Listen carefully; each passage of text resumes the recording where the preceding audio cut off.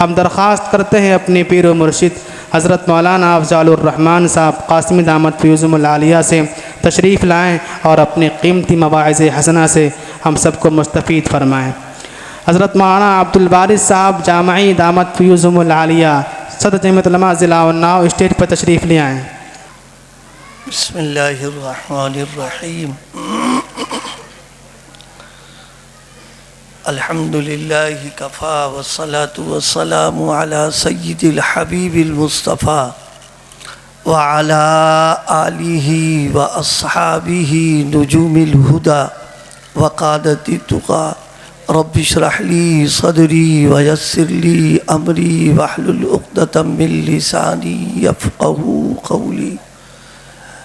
اما بعد، قال النبی صلی اللہ علیہ وسلم الدین النصیحہ او کما قال علیہ الصلاۃ والسلام۔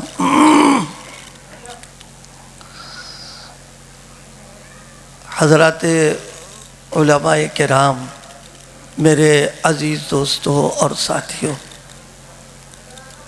آج کا یہ پروگرام مدرسہ مفتاح العلوم کے وہ عزیز طلباء جنہوں نے ایک نشست میں قرآن پاک سنایا ہے، ان کو اس وقت انعامات دیے جائیں گے۔ تو یوں کہہ سکتے ہیں کہ مفتاح العلوم میں انعامی جلسے میں اس وقت ہم اور آپ شریک ہو رہے ہیں۔ اللہ پاک ہم سب کی اس شرکت کو اور حاضری کو قبول فرما لیں۔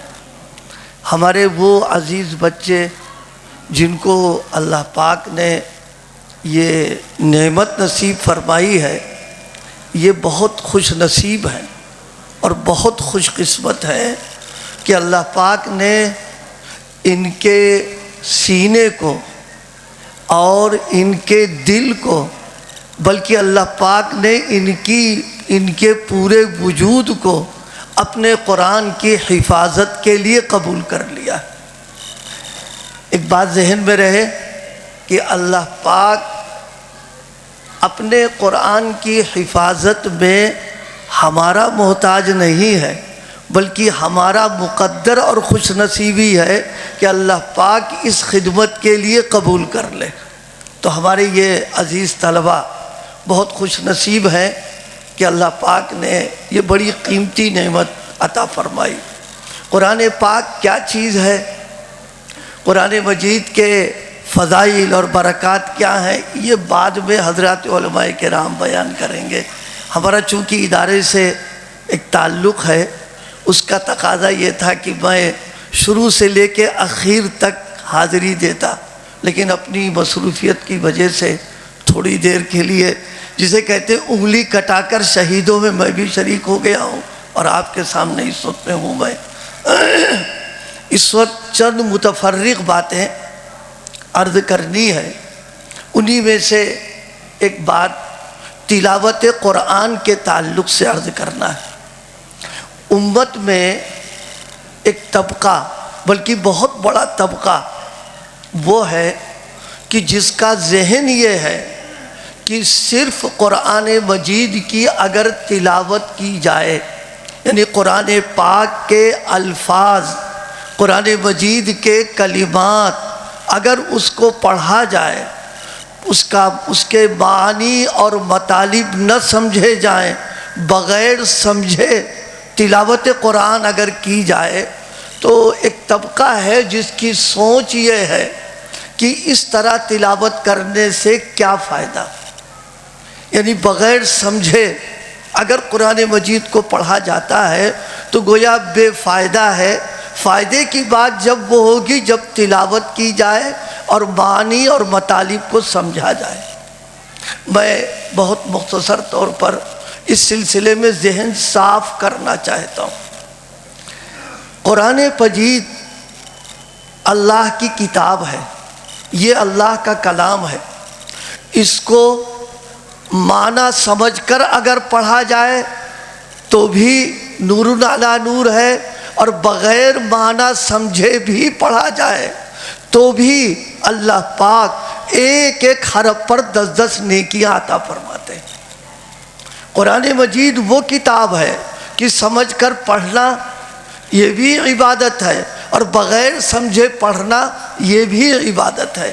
اللہ پاک دونوں قسم کی تلاوتوں کو پسند فرماتے ہیں، اور نبی پاک صلی اللہ علیہ وسلم کے فرائض میں یہ بات اللہ پاک نے بتائی رکھی، اور آپ کا منصب نبوت بتایا کہ اے پیغمبر امت کو قرآن سے جوڑیے، امت کا تعلق قرآن سے مضبوط کیجئے، اس کا ذہن، اس کا دماغ، اس کا دل قرآن کے ساتھ اتنا جوڑ دیجئے، اور مزاج یہ بنائیے کہ صرف تلاوت کرو گے تو بھی ثواب ملے گا، اور معنی سمجھ کر تلاوت کرو گے تو بھی ثواب ملے گا۔ میں زیادہ تفصیل میں نہ جا کر کے چند باتیں سمجھانے کے لیے عرض کروں۔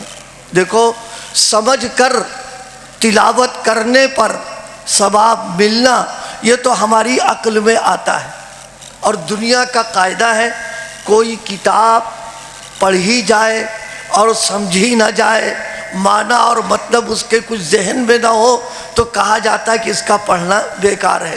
کتاب وہ مفید ہوتی ہے جس کے معنی اور مطالب سمجھ میں آ جائے۔ لیکن ہم آپ سے عرض کریں، اگر اللہ پاک بھی قرآن مجید کی تلاوت پر ثواب جب ہی دے جب اس کے معنی اور مطالب سمجھ میں آئے، تو ہم ایک بات یہ عرض کر سکتے ہیں کہ اللہ کی کتاب میں اور انسانوں کی کتاب میں تو پھر تو کوئی فرق باقی نہ رہے گا۔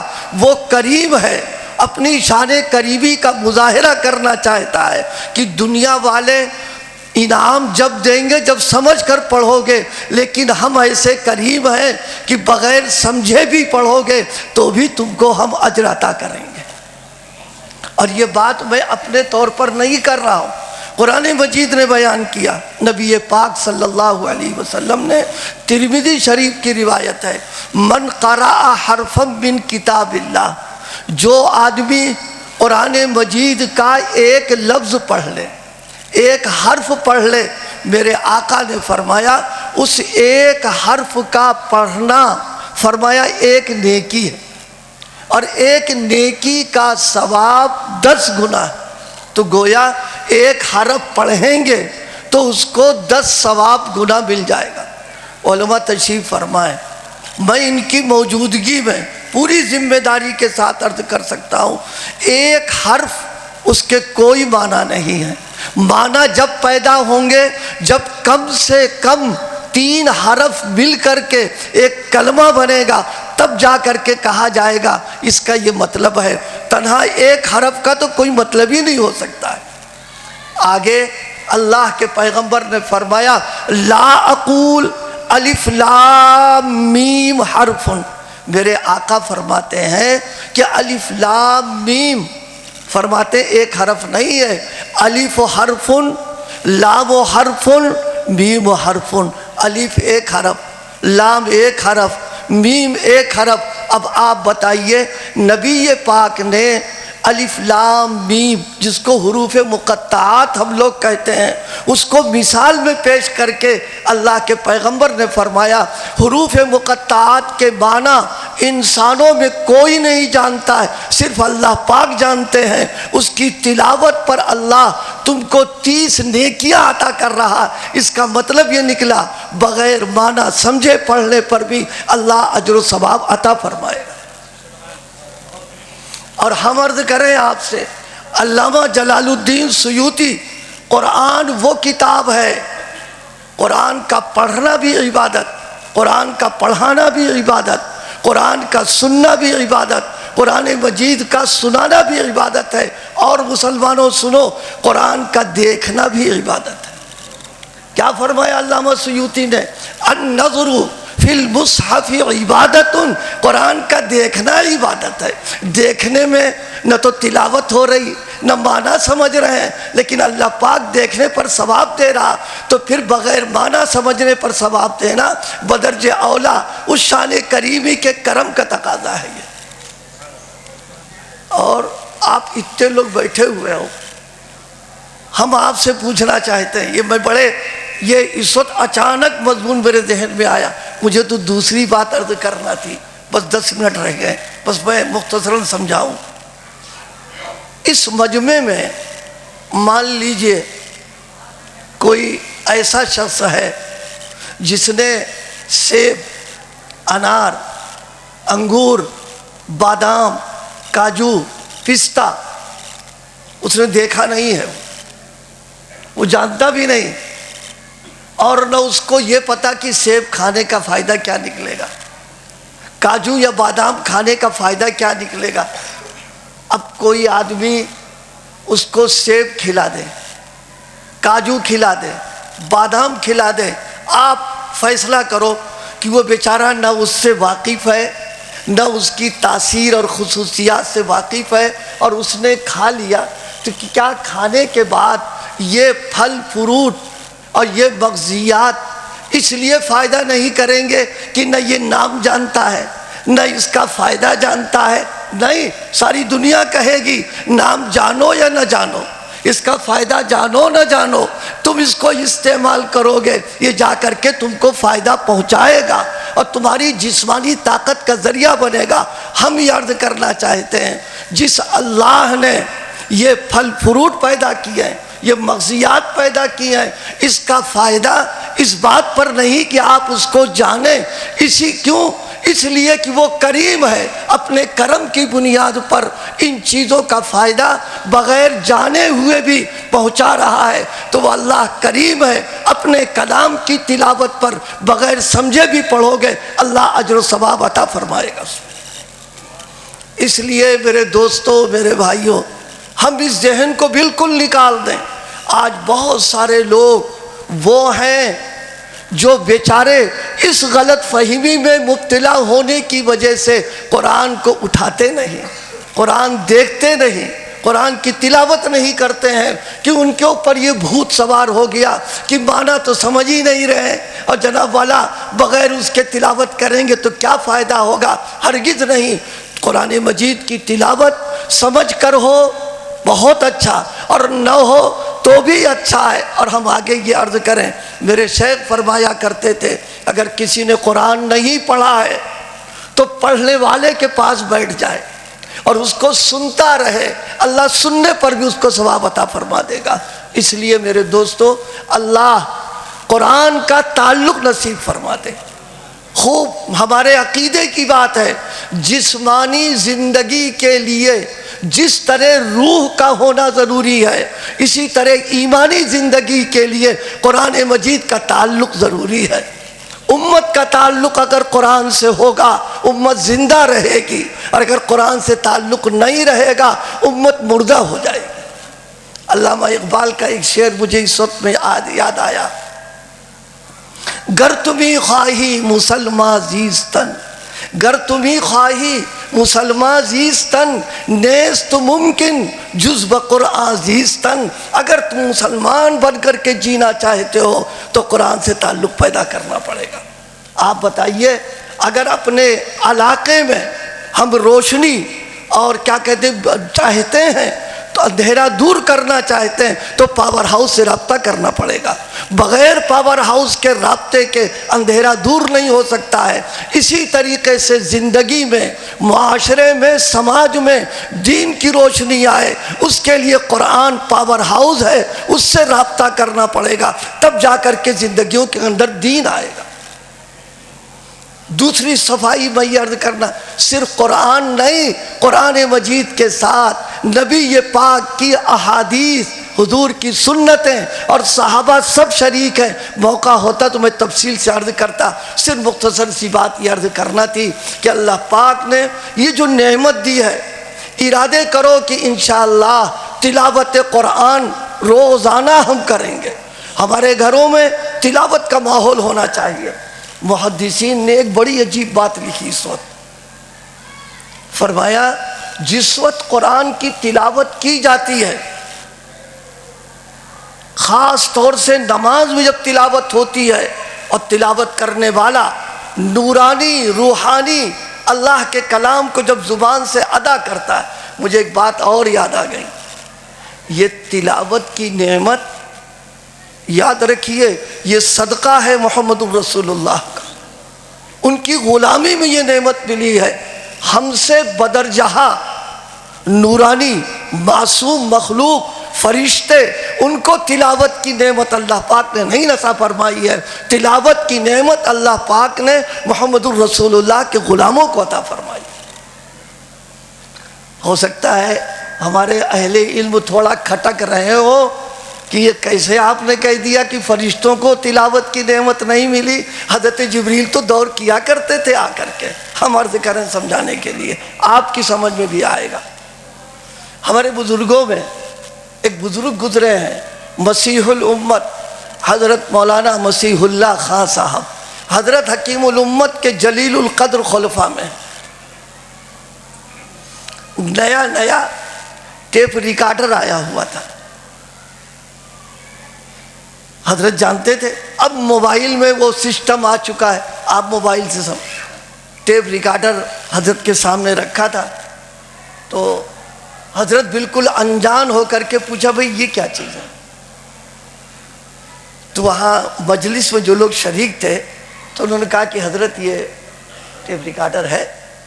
کہا اچھا، اس کا کیا کام ہے؟ کہا اس کا کام یہ ہے کہ آپ جو کچھ بیان کریں گے، جو آپ کے ارشادات و ملفوظات ہوں گے، وہ سب اس میں آ جائیں گے۔ کہا اچھا، پھر کیا ہوگا؟ کہا پھر ہوگا یہ کہ جب ہم اس کو سننا چاہیں گے تو یہ بٹن دبا دیں گے اور وہ بولنے لگے گا۔ تو بالکل انجان بن کے پوچھا کہ اچھا تو کون بولے گا اس میں؟ کوئی بیٹھا ہوا ہے کیا؟ کہا نہیں، آپ ہی بولیں گے۔ اس کو غور سے، بس یہی بات مجھے عرض کرنا ہے۔ فرمایا آپ ہی بولیں گے؟ کہا اچھا ہم بولیں گے۔ فرمایا حضرت جبریل کی تلاوت کا یہی حال تھا۔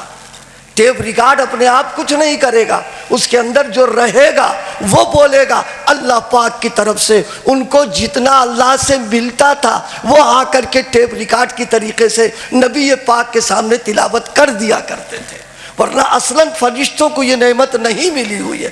اسی لیے روایات میں ہے فرشتے تلاوت کے لیے اتنا ذوق، اتنا شوق، اتنی رغبت ہے کہ ڈھونڈا کرتے ہیں کہ کوئی قرآن پڑھنے والا ہم کو مل جائے۔ خاص طریقے پر جب نماز میں قرآن پڑھا جاتا ہے تو وہ فرشتے تلاوت کرنے والے کے منہ میں اپنا منہ لگا دیتے ہیں۔ کیوں؟ تاکہ یہ نورانی، ایمانی، روحانی جو پاک کلام ہے فضا میں نہ جائے، یہ ہمارے پیٹ میں آ جائے تو کم سے کم کچھ ہماری پیاس تو بجھ جائے گی وہ۔ اس لیے دوستو اس نعمت کی قدر کریں اور ارادے کریں کہ گھروں میں تلاوت کو زندہ کریں گے۔ ہمارے اپنے علاقے میں اللہ پاک مدرسے کو ترقیات سے نوازے، اللہ ان کے اساتذہ کو، منتظمین کو، معاونین کو خوب اللہ پاک انعامات سے نوازے کہ آپ کے علاقے میں قرآن مجید کا ایک مرکز قائم ہو گیا۔ اور اس میں اب چونکہ سرپرست ہے تو آپ کہو گے اپنا انگور کھٹا کون بتاتا ہے، لیکن نہیں، ان لوگوں کا معاملہ یہ کہ جن بچوں کو یہ انعام دے رہے ہیں یا دستار دیتے ہیں، یہ باقاعدہ ایک نشست میں سنواتے ہیں۔ یہ بہت بڑی بات ہے۔ توریت اور انجیل اور زبور، اللہ نے یہ نعمت ان لوگوں کو نہیں عطا فرمائی، یہ نعمت نبی پاک کے غلاموں کو دی ہے کہ اللہ ان کو حفظ کی توفیق عطا فرماتا ہے۔ اس لیے اس وقت میں بس میرا وقت پورا ہو گیا ہے، اللہ پاک ہم سب کو ان بچوں کی قدردانی کی توفیق عطا فرمائے، اور اپنے بچوں کو بھی ہم ارادے کریں دین کی تعلیم، قرآن کی تعلیم، شریعت کی تعلیم، عقیدوں کی درستگی، ان کی تربیت اور ذہن سازی پہلے کر لیں۔ آگے آپ کو جو تعلیم دینا ہے وہ دیجیے آپ، لیکن ابتدائی طور پر فکر کریں اس بات کی کہ ہمارے بچے جو ہیں وہ قرآن پڑھ جائیں، ان کے عقائد درست ہو جائیں، ان کا ذہن دینی بن جائے۔ یہ مدارس، یہ مکاتب اللہ کی بہت بڑی نعمت ہے، اور اس نعمت کا تقاضا اور حق ہم لوگ بھرپور اس سے فائدہ اٹھائیں۔ اللہ پاک میری گزارشات کو قبول فرما لے، عمل کرنے کی توفیق عطا فرمائے۔ وآخر دعوانا الحمدللہ۔